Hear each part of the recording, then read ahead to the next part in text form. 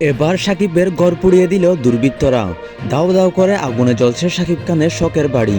গোপালগঞ্জ জেলার মকসুদপুর উপজেলার সাকিব খানের বাড়ি ছিল।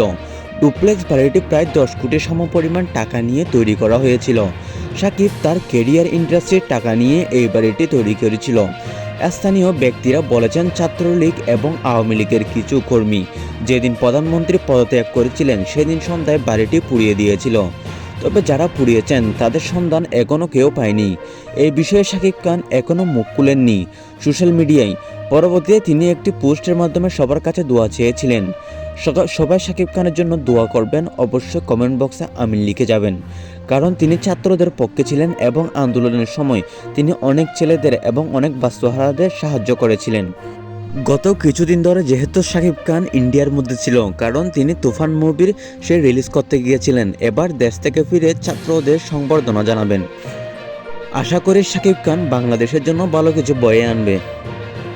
শাকিব খানের বাড়ির জন্য সবাই অবশ্যই কমেন্ট বক্সে আমিন লিখে যাবেন। দেশ বিদেশের সব নিউজ পেতে চ্যানেলটি সাবস্ক্রাইব করুন।